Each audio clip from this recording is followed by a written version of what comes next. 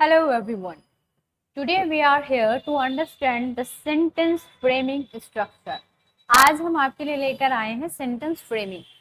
जैसे कि हम इंग्लिश में देखते हैं, चाहे हम ग्रामेटिकल कोई सेंटेंस फ्रेम करें या फिर स्पीकिंग का कोई भी सेंटेंस है, किसी भी सेंटेंस को फ्रेम करने के लिए एक स्ट्रक्चर की नीड होती है कि शुरुआत कैसे करें, सब्जेक्ट के बाद क्या आएगा, हेल्पिंग वर्ब के बाद क्या आएगा, मेन वर्ब के बाद क्या आएगा, what is object, what is subject, what is action verb, what is helping verb, what is preposition and what is conjunction. इस प्रॉब्लम को दूर करने के लिए आज मैं इस स्ट्रक्चर को बहुत ही डीपली समझाने वाली हूँ। आई होप कि ये वीडियो आपके लिए हेल्पफुल रहने वाला है, तो थोड़ा सा अटेंशन करके समझिएगा। पहले हम बात करते हैं, जब भी हमें कोई सेंटेंस फ्रेम करना है तो मोस्टली आपने देखा है इंपैरेटिव सेंटेंसेस को छोड़कर सारे सेंटेंसेस सब्जेक्ट से हम शुरू करते हैं, या फिर पैसिव वॉइसेस के सेंटेंसेस को छोड़कर और भी जो नॉर्मल सेंटेंसेस हैं वो हम सब्जेक्ट से स्टार्ट करते हैं। तो कोई भी सेंटेंस बनाने के लिए आपको सबसे पहले ये देखना होता है कि उसमें सब्जेक्ट क्या है, व्हाट इज सब्जेक्ट। अब यहाँ पर आपको प्रॉब्लम आएगी, सब्जेक्ट क्या हो सकता है। अब आपको ध्यान देना है, दो तरीके के सेंटेंसेस हो सकते हैं। या तो आप किसी ऐसे सेंटेंस की बात करें जहां पर कोई एक्शन हुआ है, in which anybody is doing any action या हैज डन एनी एक्शन, या तो उसमें कोई भी व्यक्ति कोई काम कर रहा है या कर चुका है।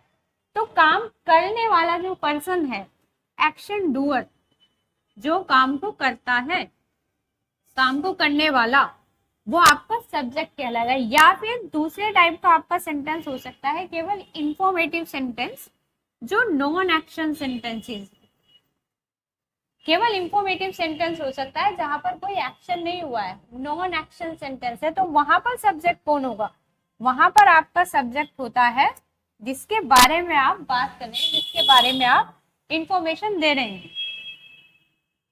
अबाउट whom और विच, क्योंकि निर्जीव सजीव दोनों हो सकते हैं जिसके बारे में आप जानकारी देना चाहते हैं या बात कर रहे हैं। तो अबाउट whom और विच यू आर टॉकिंग या you are discussing, that will be your subject. जिस भी व्यक्ति या वस्तु के बारे में आप जानकारी दे रहे हैं या बात कर रहे हैं, वहां पर वो आपका सब्जेक्ट की कैटेगरी में आएगा। मान लीजिए मैं कह रही हूँ आज मौसम बहुत खराब है, weather is worse today, weather is bad today, यहाँ पर मैं वेदर के बारे में बात कर रही हूँ, तो इस सेंटेंस में मेरा सब्जेक्ट वेदर है। लेकिन अगर मैं वहीं पे कहूँ कि राहुल पढ़ रहा है या राहुल सो रहा है, यहाँ पर पढ़ने का और सोने का एक्शन हो रहा है, जिसको करने वाला राहुल है। इस सेंटेंस में राहुल आपका सब्जेक्ट है। और ये स्ट्रक्चर समझना इसलिए बहुत जरूरी है क्योंकि यही बेसिक चीज है, ये फाउंडेशन है। चाहे आप ग्रामर की बात करें या स्पीकिंग की या फिर रीडिंग की, आपको सेंटेंस फ्रेमिंग का स्ट्रक्चर समझना बहुत ही जरूरी है। तो सबसे पहले अभी हमने बात की है सब्जेक्ट की। सब्जेक्ट आपके दो कैटेगरी के हो सकते हैं। अगर एक्शन वाला सेंटेंस है तो एक्शन डूअर आपका सब्जेक्ट है, या फिर कोई ऐसा सेंटेंस है जिसमें आप केवल इंफॉर्मेशन दे रहे हैं, नॉन एक्शन सेंटेंस है, तो वहां पर अबाउट whom अगर कोई सजीव है तो जिसके बारे में आप बात करें, अबाउट विच अगर कोई निर्जीव चीज है तो उसके बारे में आप बात कर रहे हैं, जिसके बारे में भी आप डिस्कस कर रहे हैं, that will be your subject. Subject में कौन कौन से वर्ड आप यूज कर सकते हैं। सेंटेंसेस की हमने बात कर ली, एक्शन वाला सेंटेंस हो सकता है, नॉन एक्शन वाला हो सकता है। अब सब्जेक्ट में क्या वर्ड आप लिख सकते हैं। अगर वहां पर नाम दिया है, जैसे कि अभी मैंने एक एग्जांपल दिया था राहुल पढ़ रहा है, तो वहां पर नाम है राहुल। अगर इस कैटेगरी का कुछ है, नाम है, तो वो नाउन की कैटेगरी में आता है। अगर वहीं पर मैं कहती वह लड़का पढ़ रहा है या वह पढ़ रहा है, तो वहां पर नाम नहीं है, वहां पर क्या है, प्रोनाउन, वहां पर प्रोनाउन है। जो भी ऐसे वर्ड हैं, he, she, it, they, you, we, इस टाइप के जो वर्ड्स हैं वो प्रोनाउन की कैटेगरी में आते हैं, और नाम है तो नाउन की कैटेगरी में आता है। तो आपका जो सब्जेक्ट होता है वो या तो नाउन होता है या प्रोनाउन होता है ना। तो आई होप कि ये आपको क्लियर हुआ व्हाट इज सब्जेक्ट। सब्जेक्ट के तुरंत बाद हेल्पिंग वर्ब आती है। What is helping verb. Helping verb जो आपके टेंस के हिसाब से होती है, जिस भी टेंस का सेंटेंस है, as for tense, present tense है तो भी आपको देखना है प्रेजेंट इंडेफिनिट है, कॉन्टिन्यूअस है, परफेक्ट है या परफेक्ट कॉन्टिन्यूअस है। प्रेजेंट है तो प्रेजेंट की हेल्पिंग वर्ब आएगी, just like is, are, am, has, have, has been, like this.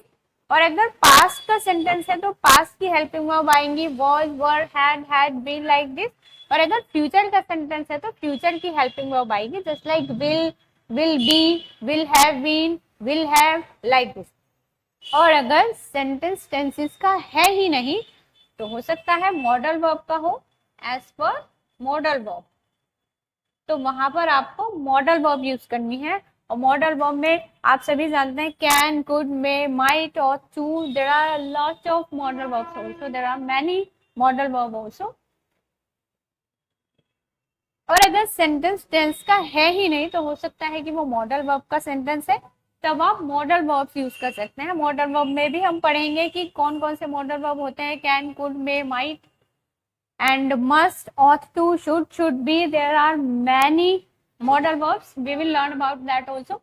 Main verb, helping verb के तुरंत बाद नंबर आता है मेन वर्ब। मेन वर्ब क्या होते हैं? मेन वर्ब यानी कि क्रिया जो हमारे बॉडी के थ्रू एक्शन होते हैं या माइंड के थ्रू एक्शन होते हैं, वो मेन वर्ब में आते हैं। मेन वर्ब कहते हैं एक्शन वर्ब्स को। ये भी टेंसेस के हिसाब से चेंज होंगी एज पर टेंस। कहाँ पर फर्स्ट फॉर्म आएगा वर्ब का, कहाँ पर सेकंड फॉर्म, कहाँ पर थर्ड फॉर्म आएगी और कहाँ पर आईएनजी फॉर्म आने वाली है, ये सभी टेंसेस के हिसाब से ही डिसाइड किया जाता है। लेकिन कई बार स्टूडेंट्स को कंफ्यूजन रहता है कि हेल्पिंग वर्ब क्या है, मेन वर्ब क्या है। तो आप समझिए, जो टेंसेस को डिफाइन करता है, जो टेंसेस को बताता है ये सेंटेंस प्रेजेंट का है या पास्ट का है, वो हमें कहाँ से पता चलता है? यहाँ से पता चलता है, हेल्पिंग वर्ब से। Is, are, am, has, have, ये सारे मॉडल वर्ब और जो टेंसेस की हेल्पिंग वर्ब है, ये आपकी हेल्पिंग वर्ब्स हैं सारी, जहां से आपको प्रेजेंट, पास्ट, फ्यूचर का पता चलता है। मेन वर्ब क्या होता है? जो आपका एक्शन है, जो भी आप काम कर रहे हैं, जो क्रिया है, आपके बॉडी के द्वारा कोई भी काम होता है या आपके माइंड के द्वारा कोई काम होता है, सोचना, समझना, बॉडी के द्वारा चलना, फिरना, उठना, बैठना, पढ़ना, ये सब एक्शंस हैं। एक्शंस की ही अलग अलग फॉर्म्स हैं, जिसको हम बोल देते हैं वर्ब की first form, second form, third form, ING form. And इन्हीं को हम फाइनाइट वर्ब्स भी कहते हैं, एक्शन वर्ब भी कहते हैं और मेन वर्ब भी कहते हैं। उसके बाद पोर्शन आता है फोर्थ नंबर पर ऑब्जेक्ट, जो सेंटेंस का लास्ट पार्ट होता है। पहला हुआ सब्जेक्ट, फिर हेल्पिंग वर्ब, फिर मेन वर्ब, फिर आता है ऑब्जेक्ट। लेकिन ऑब्जेक्ट किन चीजों से मिलकर बना है? ऑब्जेक्ट में प्रीपोजिशंस हो सकती है, ऑब्जेक्ट में कंजक्शन हो सकती है। और कंजक्शन भी कब होगी?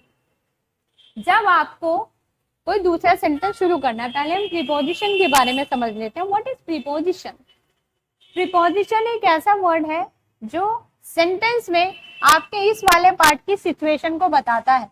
नाउन और प्रोनाउन की क्या पोजीशन है सेंटेंस में।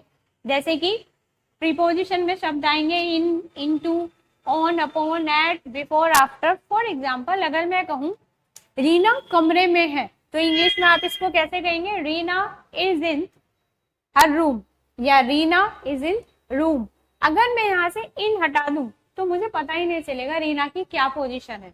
रीना, देखिए, रीना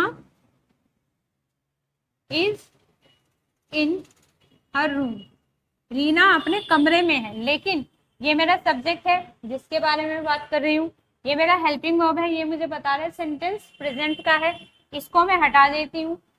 ये मेरा ऑब्जेक्ट है, इसको हटाने से ही ये पता नहीं चल रहा है कि Reena is her room, Reena अपना कमरा है। तो क्या ये इसका सही मीनिंग है? नो। इन से ही हमें ये पता चल पा रहा है कि रीना अपने कमरे में है, कमरे के अंदर है। ये वर्ड रीना की पोजीशन बता रहा है, यानी कि ऐसा वर्ड है इन जो हमारे सब्जेक्ट की पोजीशन बता रहा है। तो यहाँ से हम क्या समझ आया हमें? यहाँ से हमें ये समझ आया कि ऐसे वर्ड जो हमारे सब्जेक्ट की पोजीशन बताते हैं वो प्रीपोजिशंस होती हैं। ठीक है, वो प्रीपोजिशन होती है। इन, अंदर, इनटू, में, ऑन, अपॉन, पर, एट, लोकेशन बताने, तो ये वर्ड्स यूज किए जाते हैं हमारे सब्जेक्ट में जो नाउन प्रोनाउन है उनकी पोजीशन बताने के लिए कि सेंटेंस में उनकी पोजीशन क्या है। और इसके बाद जो भी रेस्ट पार्ट आता है वो ऑब्जेक्ट की कैटेगरी में है।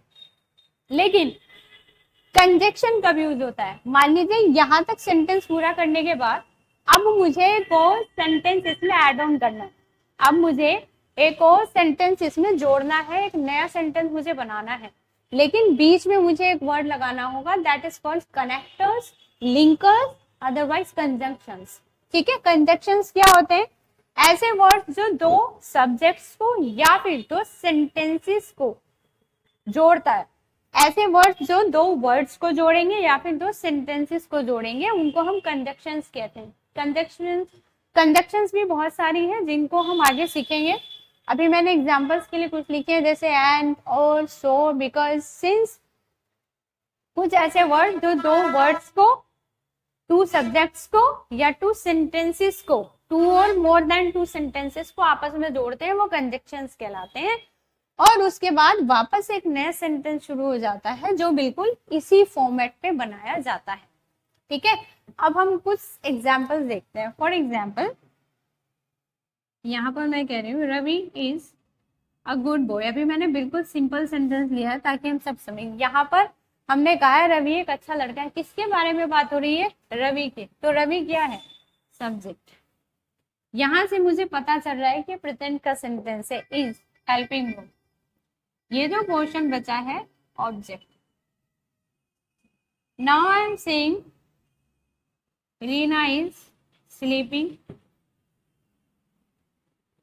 इन हर रूम। रीना अपने कमरे में सो रही है। यहाँ पर एक्शन कौन कर रहा है? रीना। रीना हमारा सब्जेक्ट है।